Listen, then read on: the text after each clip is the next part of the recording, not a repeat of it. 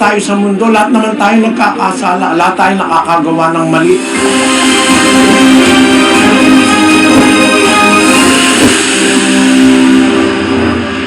Halimbawa, yung gumawa ng masama sa'yo, kaya ka napariwara, isang taong masama, bandang huli, naging Kristiyano, assuming na talagang naging Kristiyano siya, pinapatawad siya ng Diyos, ang ibig sabihin.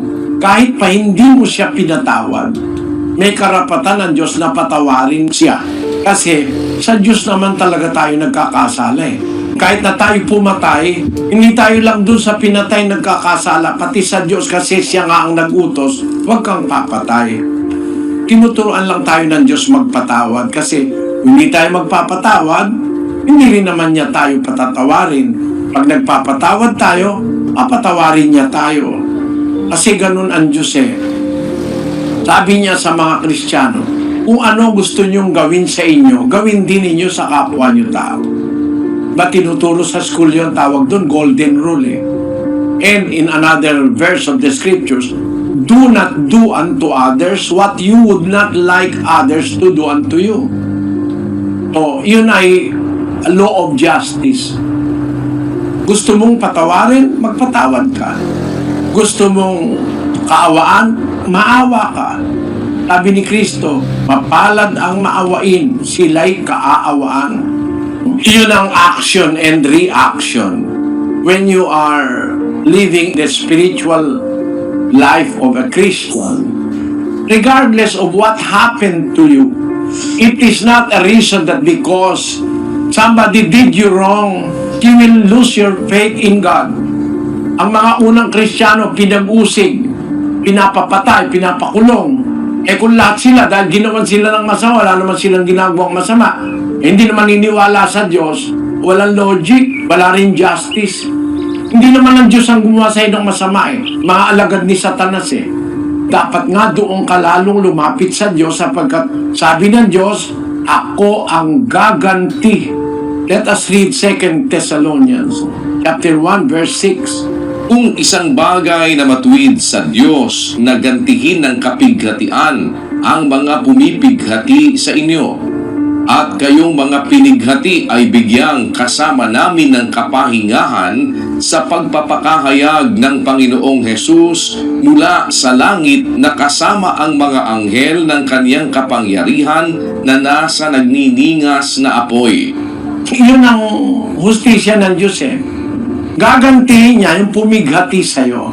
Pero, bagaman nakahanda ang Diyos gumanti para sa'yo, nangyari sa hinaharap, yung gumawa sa'yo ng masama, nagkaroon ng pagkakilala sa Diyos. Papatawarin ng Diyos yun. Eksakto, ganyan ang nangyari kay San Pablo.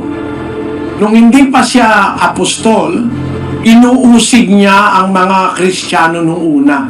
Nasa relihiyon kasi siya ng mga Hudyo. Basahin natin ang 1:13 ng Galacia.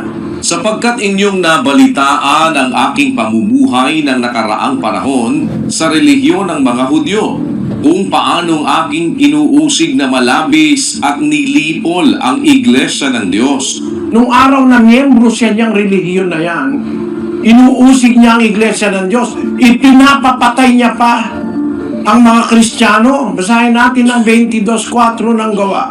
At aking pinag-usig ang daang ito hanggang sa pagpatay, na tinatalian at ipinapasok sa mga bilangguan ang mga lalaki at gayon din ang mga babae.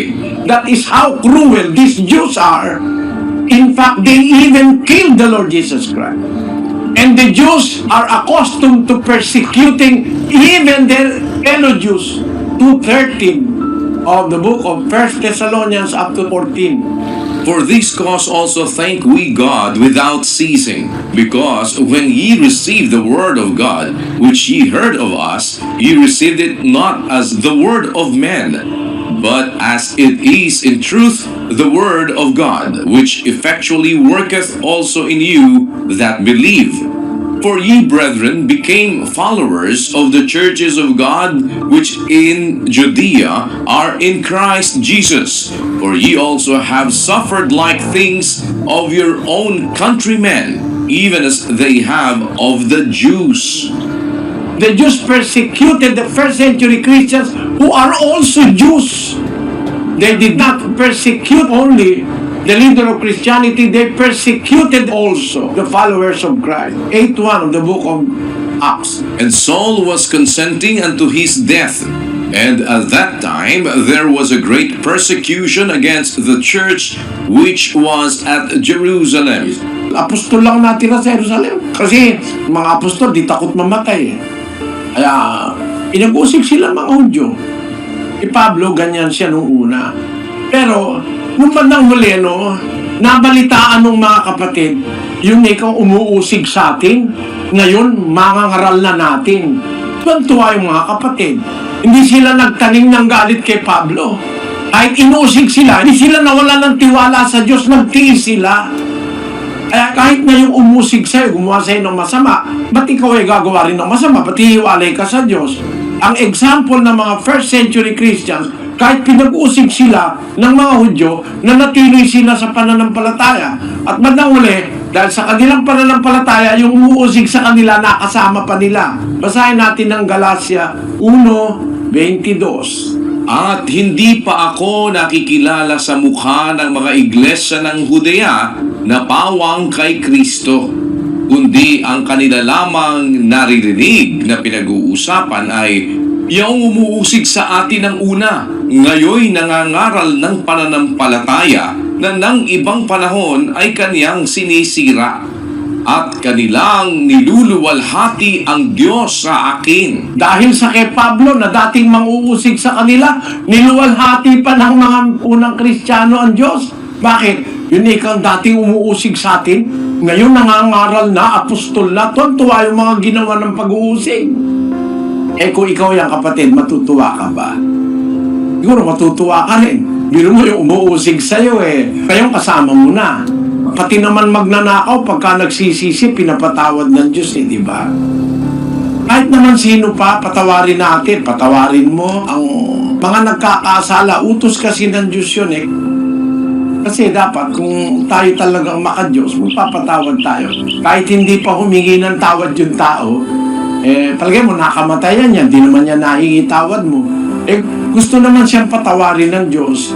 Ganun lang tayo sa mundo. Lahat naman tayo nagkakasala. Lahat tayo nakakagawa ng mali. Maaaring sa ating asawa, anak, kapwa.